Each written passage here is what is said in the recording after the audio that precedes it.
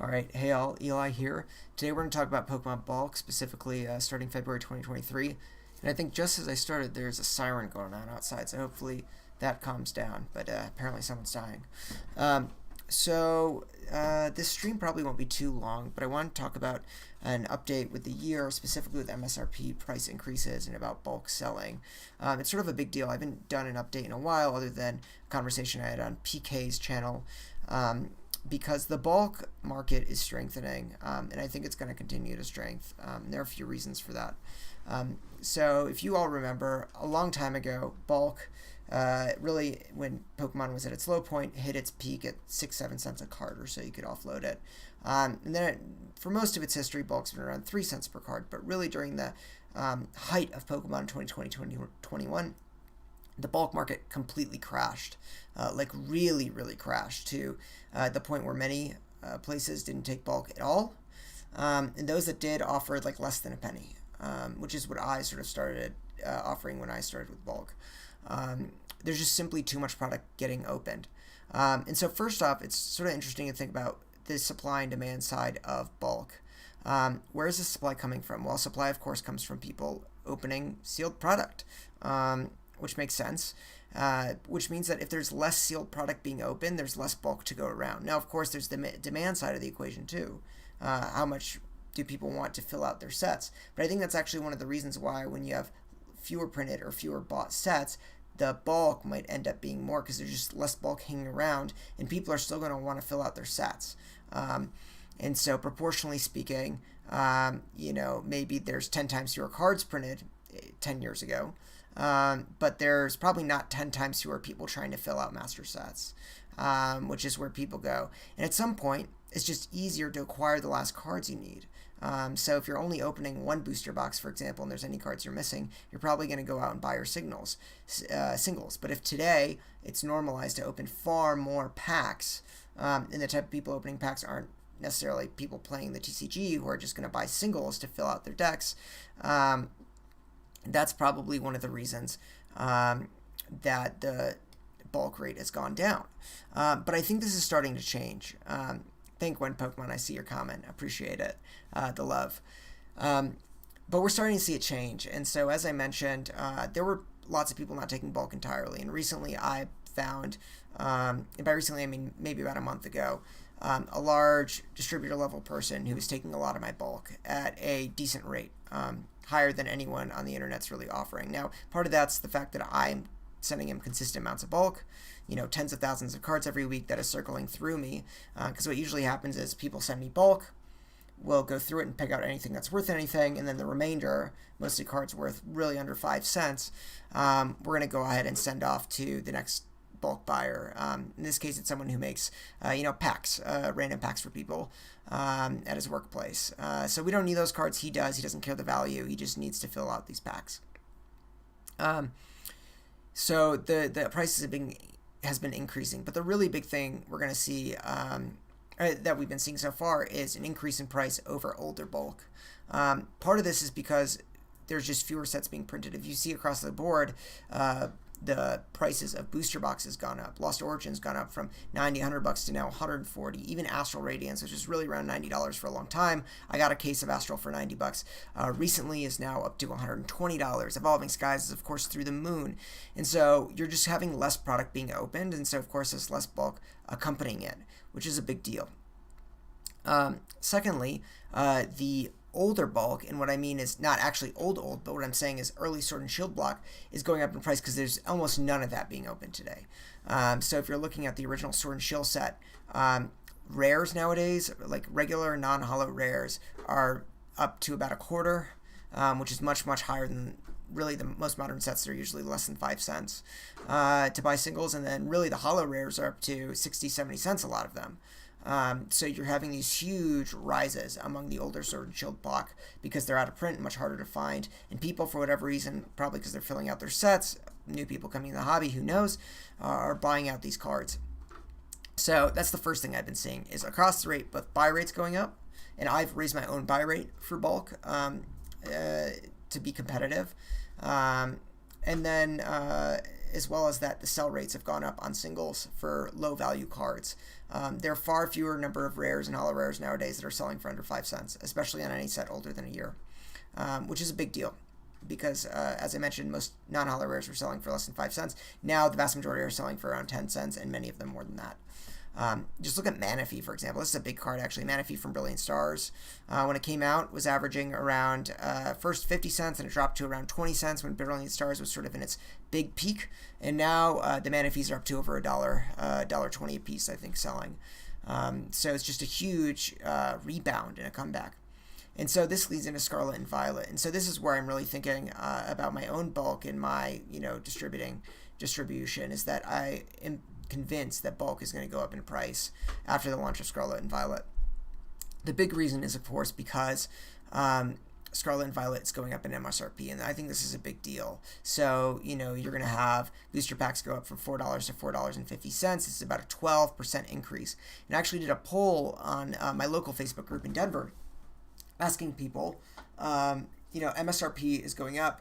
What are you going to do? And so, one of the options was, I'm going to buy just as many packs and just spend more money. Another option was, I'm going to spend just as much money, but just buy fewer packs overall. And then someone else said something and then the third option was, I'm just going to spend my money on other Pokemon products, buying singles, other sort of products that are Pokemon related. And then the last one was just I'm going to spend less money on Pokemon. And only something like 10 or 15% of the people that responded said that they were going to buy the same number of packs and just pay more. The reality is the vast majority of people were either going to just buy fewer packs or were going to just move their spending to singles. And that totally makes sense. If your hit rates are really, really low, if your hit rates are just as low as during the Sword and Shield era, then you have to spend now 10% more money to even foreseeably open one of your hit cards in a pack. And so why wouldn't you just go to the singles market and pick up what you want? So you have this two-tiered effect. On the one hand, because cards are getting more expensive, you're going to have fewer packs getting open because people are going to afford fewer of them. So that's going to lead to fewer cards both on the single market and in the bulk supply.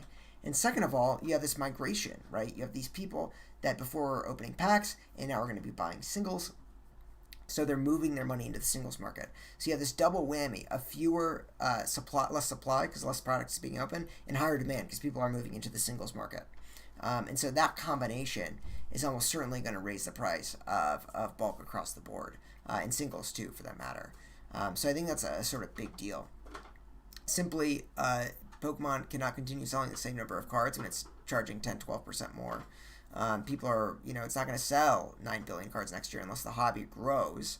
But if the hobby stays the same in terms of number of people, it's not going to sell as many packs. And especially when you start looking at the economic forecasts, the big thing is, I'm not too worried about the economy overall. I think economic worry is overstated. What you're really seeing is a drainage in the savings rate, right? So for a long time during the pandemic, people were able to acquire increased savings, and some number of that was because they weren't traveling. Some of that was government benefits. There was a lot of things going on, right? But the savings went up in the U.S. So of course people were able to splurge or spend more on things like Pokemon products, especially since that was an at-home activity. But what we're seeing now is, of course, that savings rates are going down across the country. Almost half the savings from the pandemic era have been already spent down. And so on the whole, I don't think this is going to apply to higher tier markets. Of course, the people who are blowing through their savings are not the ones buying $10,000 cards, even $200 cards. At the end of the day, the people that are buying that are using their extra money to buy cards are the ones that are opening packs. So I think that's another factor. This reduction in overall savings in the U.S. is also going to impact the number of cards being opened in that way as well. So with all these factors, you're just going to have less cards out in the wild. I don't think Nintendo or the Pokemon Company and Nintendo actually care that much, because overall, if they're able to sell 10% fewer packs but they're making 10% more money, that's going to balance out. Plus, they don't have to the production doesn't have to be as high. If you have to produce or spend 10% less on paper, but you're making the same amount of money, that's going to be a profit margin. So I don't think actually Nintendo or Pokemon's going to be too worried about selling fewer cards overall. The bigger thing is going to be about that sort of revenue forecast. And overall, I think actually would see is that if sales of the packs drop more than that, more than 10-12%, then almost certainly you're going to see discounts and other sorts of deals. But we're not seeing that so far, and I think that it's going to be about comparable, a 10 or 12% drop there, probably in the number of cards sold overall. So for me, that tells me there's going to be a strong bulk market moving forward. Now, I don't know what companies are going to do. I don't know if people taking bulk are going to separate out Sword and Shield era from the Scarlet and Violet era, although Sword and Shield will be out of print, so presumably there's going to be fewer of them. But you got to think if there's 10% fewer cards on the market, that the price of the bulk, certainly as sets go out of print, are going to go up further. And so I wouldn't be surprised. Like right now, on the internet, you can probably get around at its height. I offer 1.1 to 1.1 cents per common or uncommon card here in Denver locally. If you ship it online and pay for shipping, you can get up to about 1.5 cents at some places online. Those are really the high offers. I wouldn't be surprised if bulk got back up to 2.5 to 3 cents, which is average. It's normal. It's not. I wouldn't say it's a especially strong bulk market, but it's certainly not what we saw during the bubble. It's certainly a healthy bulk market, and it's nice for those of us opening packs, because if you're spending now $20 more on a booster box, the fact that you're now going to get 3 times as much for your bulk potentially selling to someone downstream is a really good proposition, even though the MSRP is going to go up with these packs.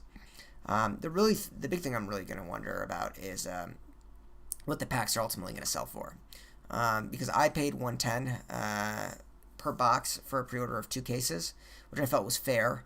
I used to pay $90 a case, or $90 a box to acquire at large scale, and so the MSRP went up about $18, and now I'm paying about $20 more for Sword and Shield. Maybe a little pricier than I would hope. I think I would try to get bulk pricing at around $115 per box, or $105 per box. But $110 is certainly, I think, okay, especially given the MSRP is over or around $160. But you got to think, if people are unwilling to pay that much, then the price is still going to drop, and people might be opening as much product. I just don't know what we're seeing on the Nintendo side. Because if Nintendo foresees that post-price increase, they're going to sell just as much product, which, by the way, is sort of silly. Makes very little sense why you would raise the price and sell just as much. Certainly, there's not an unlimited amount of money out there. So I think we might see, actually, that if Nintendo is printing just as much Scarlet and Violet as it did, recent sense, I wouldn't say Crown Zenith, because Crown Zenith wasn't printed enough of, but let's say you've got as much as Silver Tempest getting printed, then we might actually see sort of steeper discounts, relatively speaking, because people are just not going to be able to afford just as much product if it's expensive, and if they've got just as much supply coming out, which is a shitload of supply, then you're probably going to see prices drop, I think, as well for that reason.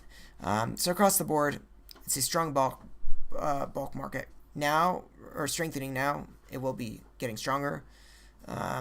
Scarlet and Violet, I think, is going to just be open less because it's more expensive, which makes sense. Plus excess savings going down. So anyway, if you all have any questions about bulk, about MSRP, about the market in 2023, I'd be happy to answer them. I said this live wouldn't be too long, but I did want to get through if anyone had any questions.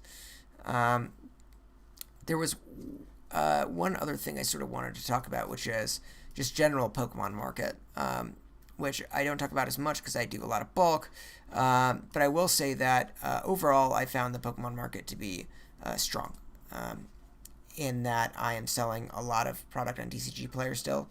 My Crown Zenith, by the way, allocation, pretty much sold out within a day. It was wild, and now we're seeing Crown Zenith. I acquired, by the way, for $39 a box. Crown Zenith is now up to $60 on TCGPlayer, and probably going up, at least for the ETBs. I'm selling slabs without issue, especially one thing I've seen pick up, surprisingly, is international sales. I don't know if other people have seen this, but I've had more buyers abroad buying, and not just China, but Singapore, Hong Kong, other places, which has been pretty interesting. So I think overall the market's been strong. The prices have been going up on singles. There's a lot to look forward to, and I'm really looking forward to what we're going to see here. The one sort of negative I've seen is just the Crown Zenith numbers. The fact that there doesn't seem like enough Crown Zenith was printed, and now we have a drought until the end of March for Scarlet and Violet. I'm really worried about the fact that there's not enough Crown Zenith. And Obviously, if you're holding on to Scarlet, Crown Zenith sets, that's great for you. The price is going to keep going up. At least I haven't heard anything about new allocations of new waves of ETBs other than a really small one. But it does signify that I think we're going to have troubles on the singles end, because I don't want a set where that's printed literally half of or a third of its neighboring sets. There should be enough singles for most people to reasonably be able to afford most of the cards, and I'm afraid that maybe isn't what we're going to see with just the amount of Crown Zenith out there, which right now is just very difficult to come across at regular market price. And even the Pokemon Center sold out, which almost never really happens this close to launch. So pretty striking there. Anyway, that's what I had. I recently came back from Japan with my fiance, so I'm going to do another video talking about some of the stuff we brought back. I got a bunch of Pikachu promos. I was going to talk about what it's like card shopping in Japan, which is sort of surprising, much different than the way I shop for cards here in America. So there's a lot to look forward to with that content. I'm going to have PSA stuff coming back soon. Yeah, thanks all for watching. I appreciate your time, and have a great weekend.